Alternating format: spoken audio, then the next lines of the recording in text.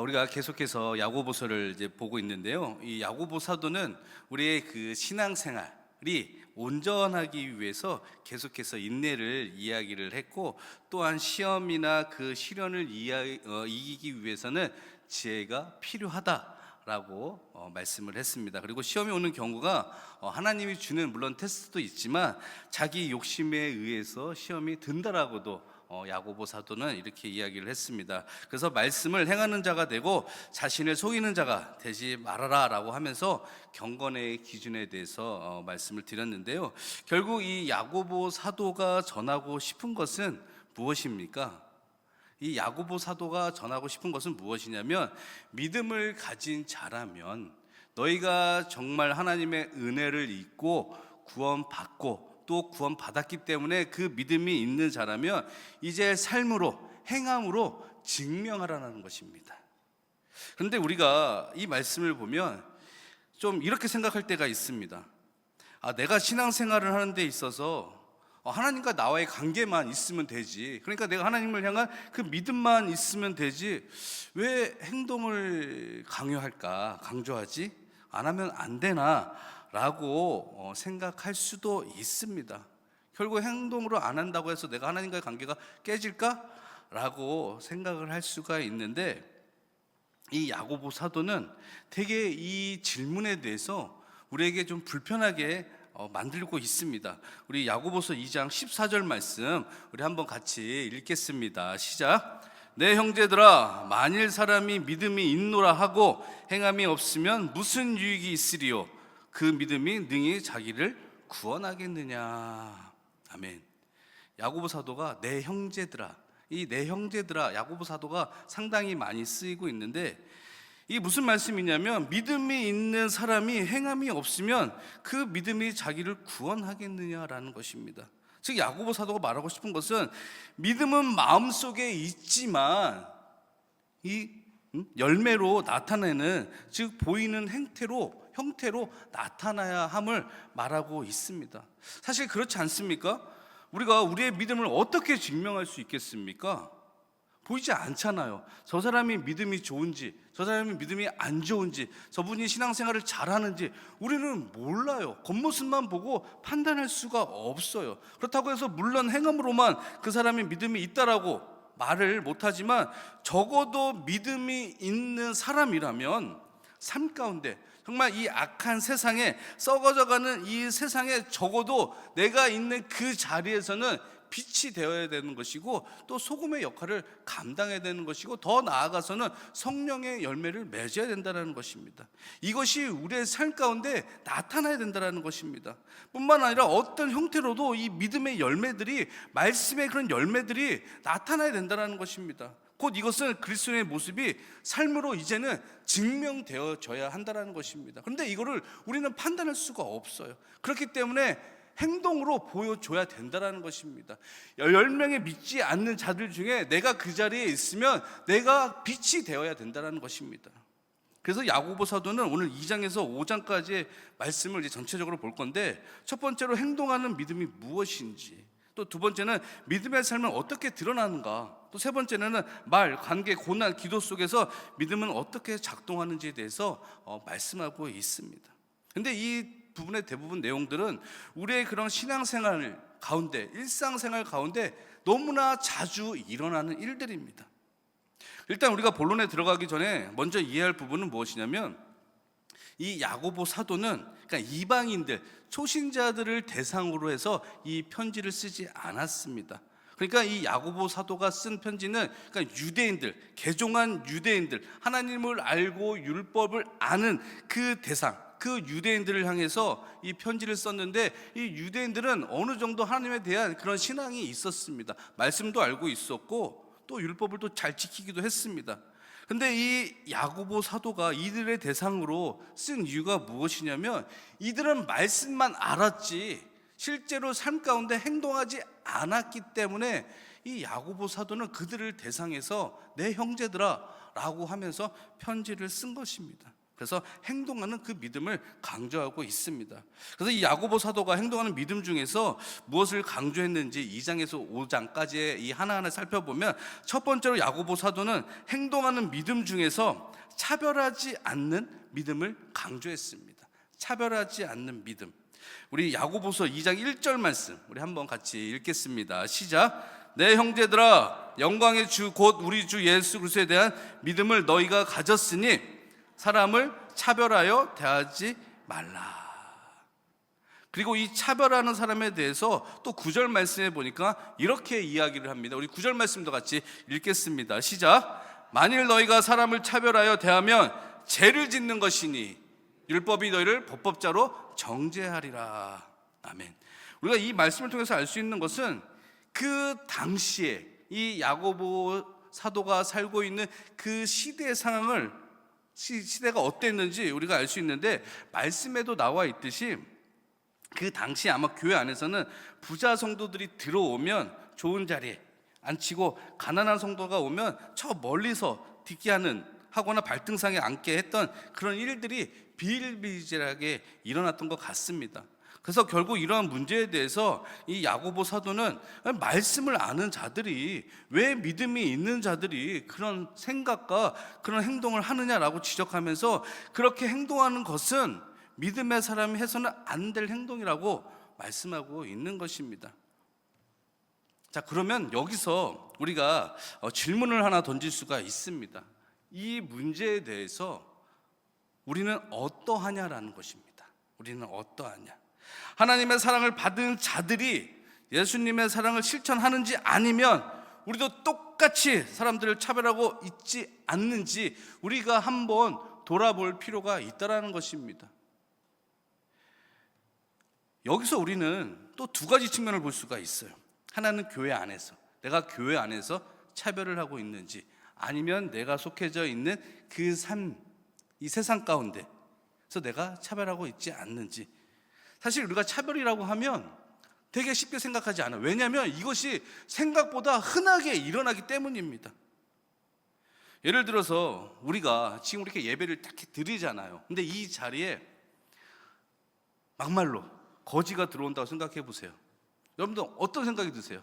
거지가 들어오면 내가 먼저 달려가가지고 반갑게 맞이할 수 있겠습니까? 우리 그렇게 생각하지 않아요. 거지가 들어오면 따가운 눈초리로 계속 쳐다봐요. 저 사람 왜 왔지? 그리고 옆에 있는 분들하고 수근수근 거립니다. 저 사람 왜 왔을까? 와가지고 또 이상한 행동하는 거 아니야? 우리 이렇게 생각합니다. 이런 부분들이 상당히 많이 있습니다. 그리고 어느 하나 다가가지를 않아요. 내가 먼저 선뜻 다가가지 않아요. 손을 잡으려고 할 생각이 없다니까요. 이게 바로 차별이라는 것입니다. 예전에 실제로 있었던 일입니다. 제가 아는 동생의 교회에서 일어난 일인데, 그 교회도 좀 사이즈가 있는 이제 교회입니다. 근데 그 교회에 담임 목사님이 새로 오셨대요. 그 오시지 얼마 안 됐으니까 성도들 다 파악하는 데는 어렵잖아요. 그래서 하루는 이제 어느 할머니인데 아마 권사님 정도 된 것 같아요. 근데 이분이 너무나 겸손해가지고 옷을 막 이렇게 좋은 거 입고 다니지 않고 이렇게 허름하게 이렇게 좀 입고 다니고, 그러니까 이 목사님이 그것을 보고, 그래도 계속 보면 그래도 아는 척하고 인사하고 해야 되잖아요. 근데 이 목사님이 그렇게 하지 않았대요. 그냥 행색이 지저분하고 좀 초라하니까 그냥 인사 안 하고 모른 척하고 넘어갔대요. 근데 이게 나중에 문제가 됐어요. 근데 알고 보니까 이 할머니 권사님이 알부자였다라는 거예요. 알부자. 그래서 교회에 뭐 무슨 일 있으면, 뭐 헌물할 거 있으면 되게 막 크게 헌물하시는 분이. 그러니까 이게 소문이 나가지고 이 목사님이 실수했다고 성도들이 막 이야기를 하는 거예요. 그래서 찾아가서 사과를 했다라는 그런 이야기를 들은 적이 있는데, 이런 행동들이 우리에게도 자주 일어난다는 것입니다. 근데 또 반대로 있어 보이는 사람 오면 어때요? 있어 보이는 사람 뭡니까? 돈 많은 사람들, 뭐 권력 있는 사람들 오면 어떠합니까? 우리는 쫓아나가요. 심지어 교회도 잘 나오지는 않는데, 그런 사람들 오면, 예를 들어서 뭐 시장이 와요, 아니면 뭐 군수가 와요, 뭐 이렇게 오면 우리는 막 먼저 뛰어나가요. 그리고 어떻게 합니까? 먼저 인사하죠. 다가가서 저 누굽니다. 우리 먼저 이렇게 하잖아요. 자, 이런 부분들이 우리가 이 교회를 벗어나서 교회뿐만 아니라 일상생활에서도 너무나 자주 일어난다는 것입니다.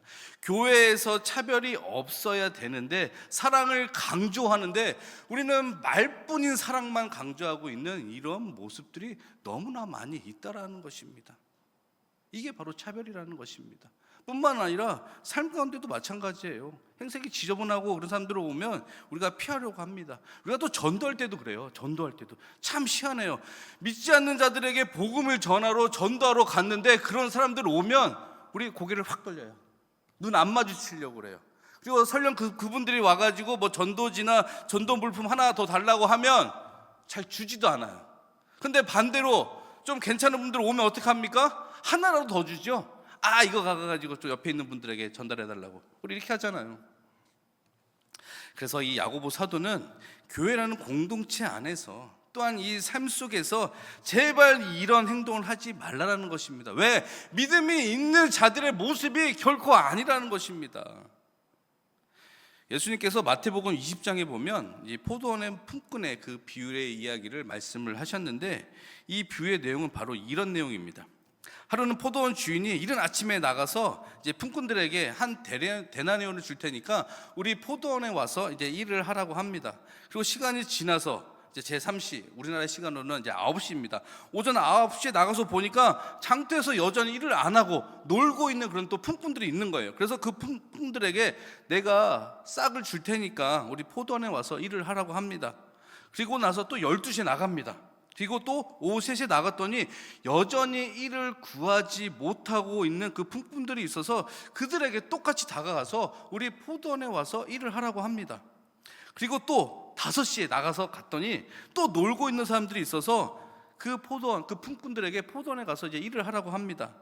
이제 포도원 주인이 날이 저물어서 이제 품꾼들을 불러다가 이제 품삯을 주는데 아침에 일찍 온 사람이나 저녁에 늦게 온 사람이나 똑같이 한 데나리온을 줍니다. 근데 먼저 온 자들이 어떻게 합니까?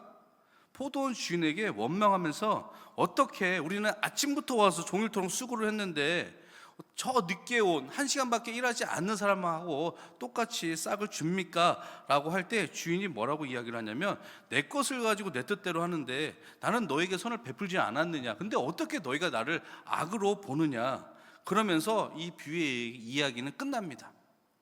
그래서 이제 예수님께서 마지막에 이렇게 말씀을 하셨는데 나중된 자로서 먼저 되고 먼저 된 자로서 나중되리라 라고 말씀을 하셨어요. 무슨 이야기입니까? 예수를 먼저 믿는다라고 해서 천국에 가는 것이 아니라는 것입니다.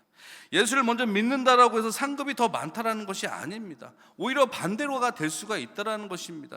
천국에 들어가는 데는 먼저 온 자나 먼저 믿는 자나 늦게 온 자나 나중에 믿는 자나 차별이 없다라는 것을 예수님께서는 비유를 통해서 말씀해 주고 있는 것입니다. 차별 없는 사랑을 보여주고 있는 대목이라는 것입니다.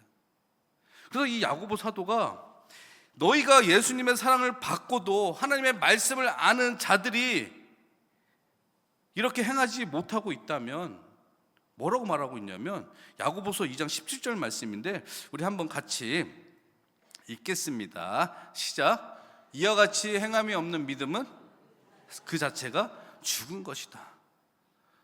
여러분들 이 말씀 들으면 마음이 어떠세요? 내가 신앙생활을 하는데 어느 누가가 와가지고 권사님의 장로님들에게 집사님들에게 행함이 없는 믿음은 죽은 믿음이래요. 이렇게 이야기하면 얼마나 기분 나쁘겠어요? 얼마나 기분 나쁘겠어요?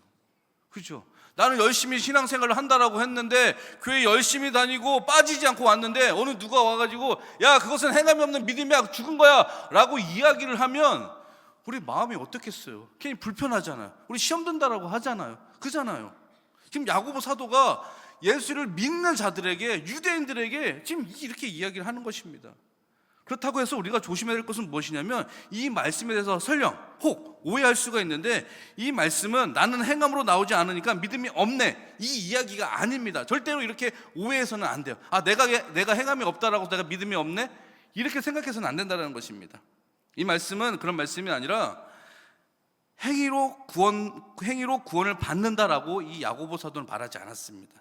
그러니까 이 야고보 사도가 말하고 싶은 요지는 구원받은 믿음의 사람은 반드시 아까도 계속해서 말씀을 드렸듯이 행함의 열매가 있어야 함을 계속해서 강조하고 있는 것입니다. 그것이 교회의 공동체 안에서, 내가 살고 있는 그 공동체 안에서 믿음에 있는 자의 그런 모습들이 삶 가운데 열매로 나타나됨을 계속해서 강조하고 있는 것입니다. 그렇기 때문에 그걸 하지 않는 사람은 죽은 믿음이라고 이야기를 하는 것입니다. 그래서 정말 행함으로 믿음의 열매를 맺는 우리의 성도님들 되시기를 예수님의 이름으로 축원드립니다.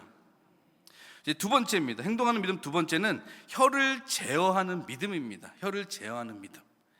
곧 믿음은 말에서 드러난다는 것인데 사실 이 부분도 쉽지가 않아요. 그렇죠? 너무나 일상생활 속에 많이 일어나는 거예요. 혀를 제어하는 것이 상당히 쉽지가 않습니다. 그래서 이 야고보 사도는 야고보서 3장 6절 8절 말씀에 이렇게 말씀을 하고 있는데, 먼저 우리 6절 말씀 한번 같이 읽겠습니다. 시작. 혀는 곧 불이요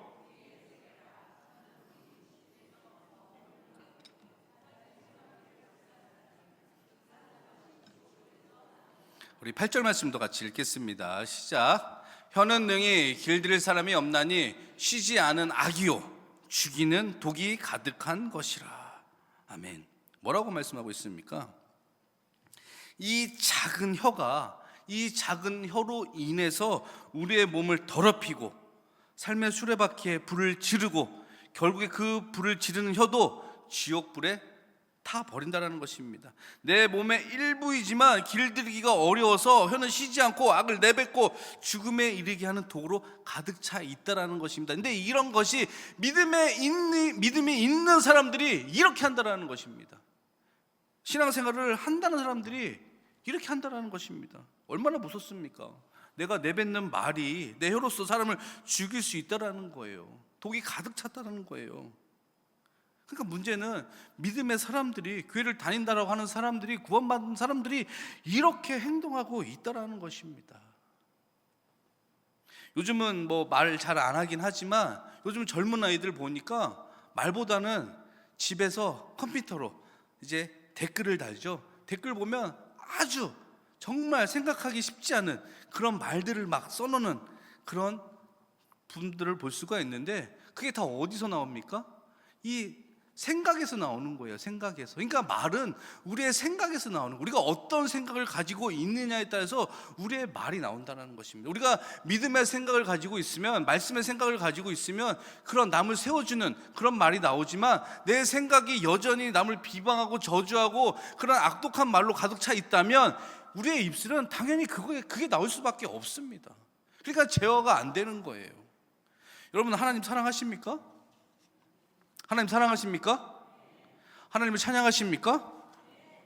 우리가 이렇게 하나님을 사랑한다라고 아멘하고 하나님을 찬양한다라고 아멘하는데, 우리가 이 말로 사람을 저주하고 비방하고 때로는 정죄까지 하고, 여러분, 이것은 사실 세상 밖, 예수를 믿지 않는, 교회를 다니지 않는 사람들도 안 하는 거예요.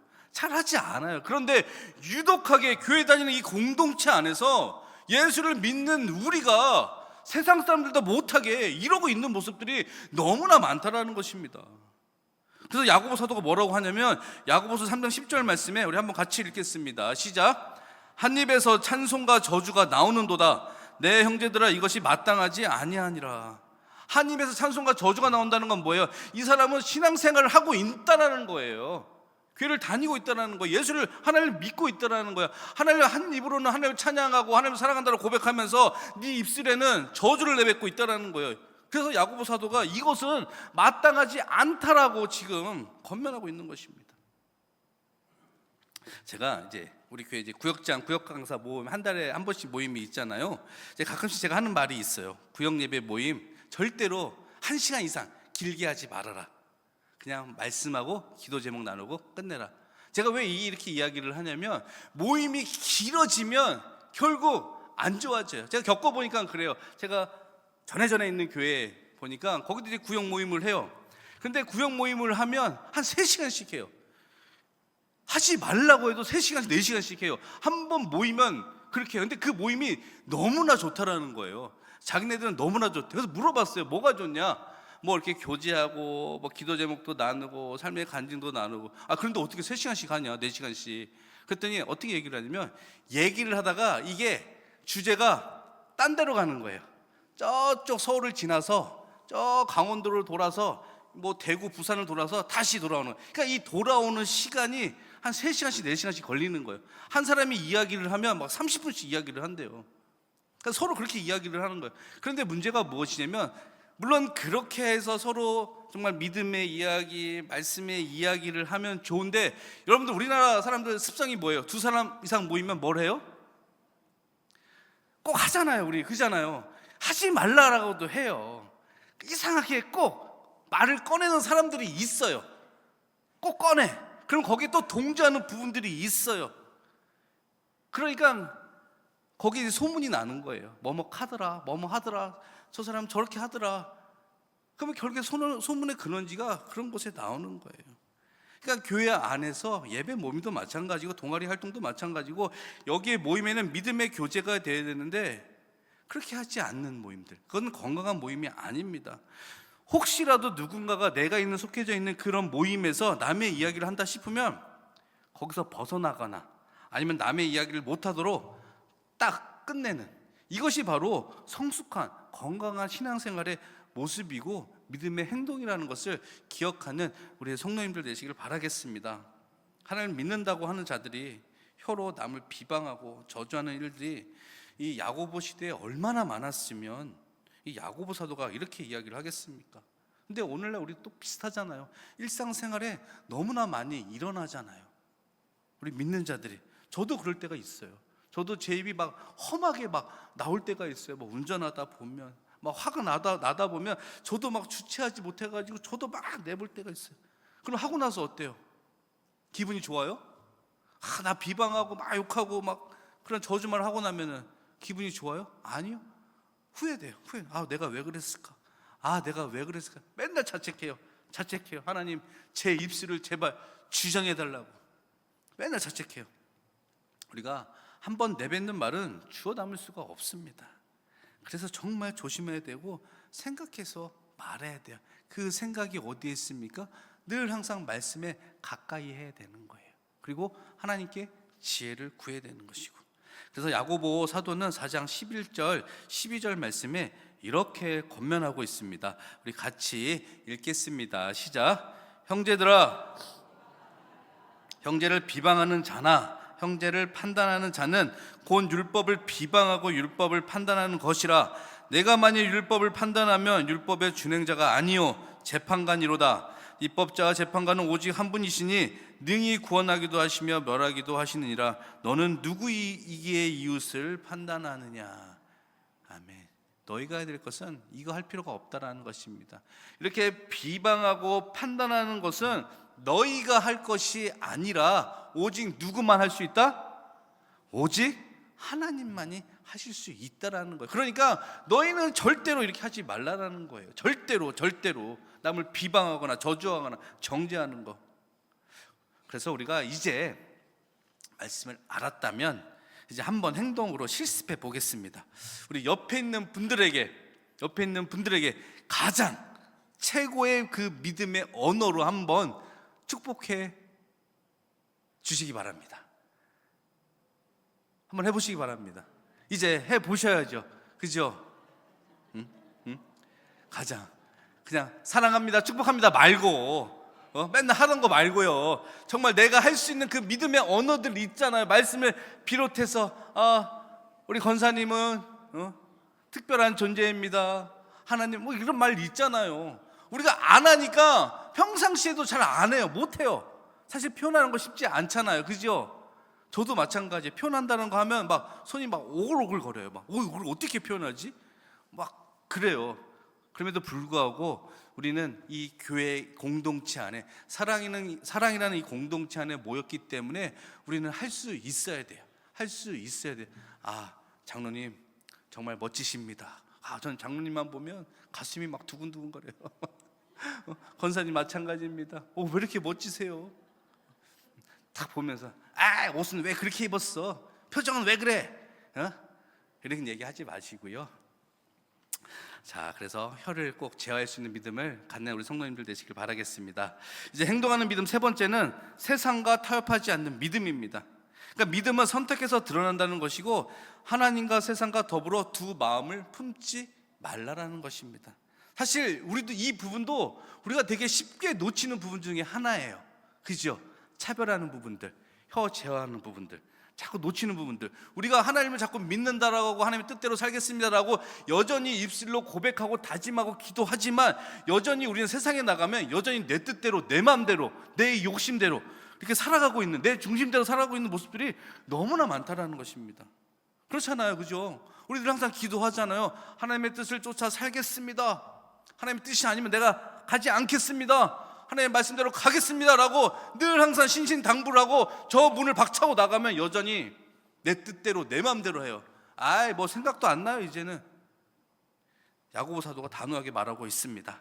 야고보 4장 말씀에 보니까 뭐라고 하고 있냐면 세상과 벗된 것이 하나님과 원수되는 것이라고 얘기하고 있어요. 세상과 벗이 되는 것이 하나님과 원수되는 것. 그러니까 너희가 네 마음대로 살면 결국에 이것은 하나님과 나와 원수되는 것이라고 이야기하고 있는 것입니다.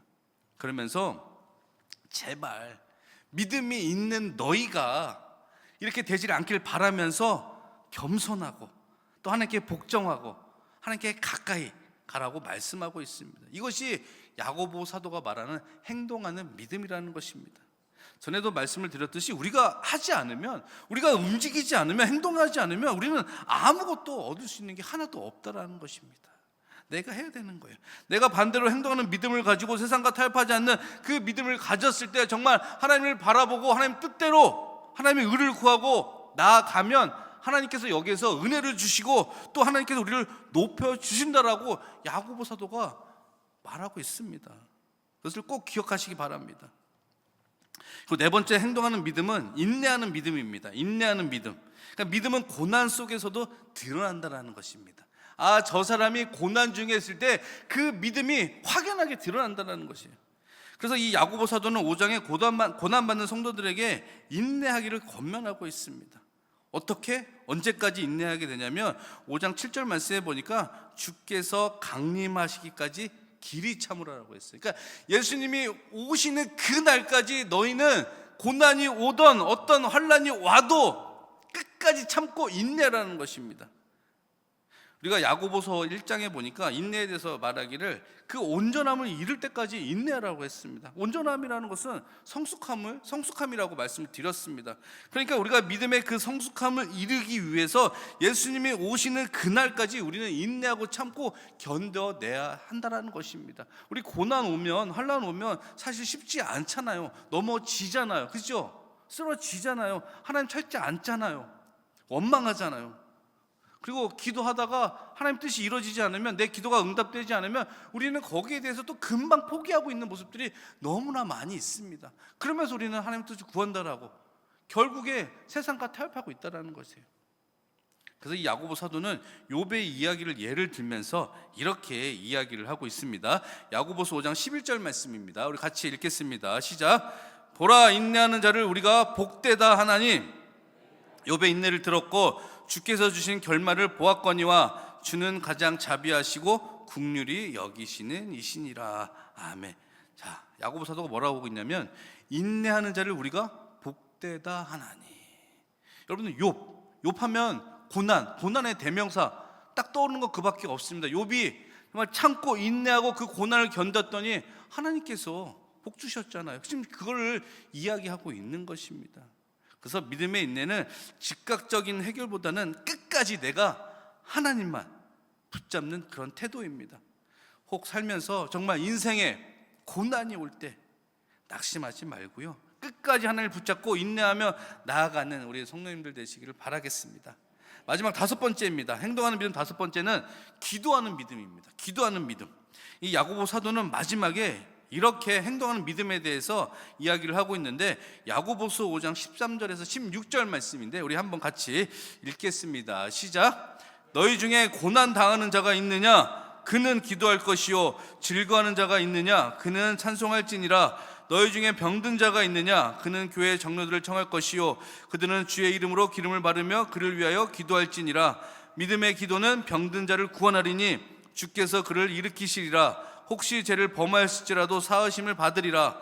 그러므로 너희 죄를 서로 고백하며 병이 낫기를 위하여 서로 기도하라. 의인의 강구는 역사하는 힘이 큼이니라. 아멘. 뭐라고 하고 있습니까? 기도하라는 거예요. 기도하면 하나님께서 여기에 대해서 응답하여 주신다는 것입니다. 마지막에 의인의 강구는 역사하는 힘이 큼이라고 그랬어요.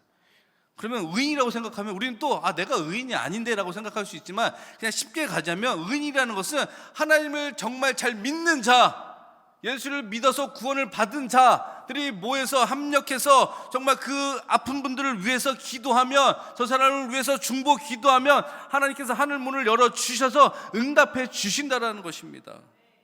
믿음의 기도는 병든 자를 구원한다라고 분명하게 이 야고보 사도는 말씀하고 있습니다. 그런데 우리가 내 기도만 하지 남을 위해서 기도하지 않는다라는 것입니다. 우리 이 믿음의 공동체 안에서 우리는 우리 기도 열심히 해요. 그죠? 내 육적인 것을 위해서 내 기도의 제목을 가지고 열심히 기도는 하지만 정작 남을 위해서는 하지 않는다라는 것입니다. 이것은 행동하는 믿음이 아니라는 거예요. 그러면 행동하는 믿음은 무엇이냐면, 남을 위해서도 우리가 모여서 기도할 수 있는 그런 마음이 있어야지 그것이 행동하는 믿음이라는 것입니다. 그럴 때 하나님께서 역사해 주신다는 것입니다. 여러분, 혼자 기도할 때, 둘이 기도할 때, 셋이 기도할 때, 100명이 기도할 때 다 다르잖아요. 그죠? 혼자 기도하라고 하면 기도 얼마나 오래 할 수 있겠습니까? 잘 못해요. 잡생각 엄청 많이 들어와요. 그죠? 해보신 분들 아실 거예요. 기도가 잘 안 돼요. 집에서 기도한다? 이거 정말 쉽지 않아요. 집에서 기도만 하려고 하면 전화 오죠. 떼레레레레, 어디 자꾸 나와. 뽀르렁 또 나갑니다. 근데 교회 와서 기도하자고 하잖아요. 왜? 역사는 힘이 크기 때문에. 우리가 이를 위해서 기도하고 저분의 아픔을 위해서 기도하면 하나님께서 만져주신다는 거예요. 혹 아픈 분들이 있으면 그분들을 위해서 우리가 정말 붙잡고 정말 최선을 다해서 열심을 다해서 기도하면 병고침이 떠나갈 줄 믿습니다. 그래서 우리가 와서 기도해야 된다는 거예요. 이것이 바로 야고보 사도가 말하는 행동하는 믿음이라는 것입니다. 야고보 사도는 평생에 기도하는 사람이었습니다. 얼마나 무릎을 꿇고 많이 기도를 하였으면 피부가 굳어져서 별명이 있잖아요. 낙타무릎. 야고보 사도의 별명은 낙타무릎이었어요. 낙타무릎. 여러분, 낙타무릎 보신 적 있으세요? 낙타무릎은 우리는 이렇게 무릎 꿇고 기도하면 그래도 자꾸 허리도 세워서 하잖아요. 근데 낙타는 무릎이 완전히 이렇게 붙어져 있습니다. 땅 바닥하고 완전히 붙어져 있습니다. 이게 딱 붙어져 있는 게 낙타 무릎이에요. 피부가 굳어져서 이렇게 딱 굳어져 있는. 그래서 이 야고보 사도의 행동하는 믿음의 최종 모습은 바로 기도라고 말하고 있는 것입니다. 여러분, 기도는 내 욕심을 채우기 위해서, 내 의를 드러나기 위해서 기도하는 게 아닙니다. 이 기도는 하나님을 신뢰한다는 가장 적극적인 행동이에요. 내가 기도하면 하나님께서 반드시 응답해 주시겠지. 또 하나님께서 약속하셨습니다. 너희가 부르짖으면 내가 반드시 응답하겠다라고 말씀하셨습니다. 그래서 이 야고보 사도는 내 기도도 중요하지만 이제는 너희가 해야 될 것은, 정말 믿음이 있는 자라고 하면, 신앙생활을 했던 너희라면 남을 위해서, 그 환난을 당하고 고난을 당하고 아픈 자들을 위해서 기도하는 것이 행동하는 믿음이라고 지금 말하고 있는 것입니다. 사랑하는 성도 여러분, 오늘 이 야고보서를 이제 마무리 지으는데요, 이 행동하는 그 믿음 5가지를 말씀드렸습니다. 첫 번째는 믿음 중에 차별하지 않는 믿음, 그리고 두 번째는 혀를 제어하는 믿음, 그리고 세 번째는 세상과 타협하지 않는 믿음, 그리고 네 번째는 인내하는 믿음, 그리고 마지막 5번째는 기도하는 믿음을 말씀을 드렸습니다. 이 5가지의 많은 것을 말씀을 드렸지만 결국 이 야고보서 2장에서 5장의 말씀을 한 문장으로 정리하면 바로 이것입니다. 행동하는 믿음은, 곧 진짜 믿음은 반드시 삶으로 나타나고 증명된다라는 것입니다. 그래서 말씀을 기억하면서 이제는 내가 있는 이 공동체 안에서, 삶 가운데서 말 한마디, 또 태도 하나, 또 선택 하나 속에서 내 믿음이 지금 어떻게 행동하고 있는지를 스스로 물어보고 돌아보면서, 하나님, 이제는 정말 내가 말로만 믿는 신앙이 아니라 삶 가운데 증명되는 그 믿음을 살게 해달라고 기도하고, 또 실제로 그러한 삶을 사는 그리고 정말 이 세상에서 행동하는 믿음으로 승리하는 우리 성도님들 되시기를 예수님의 이름으로 축원드립니다.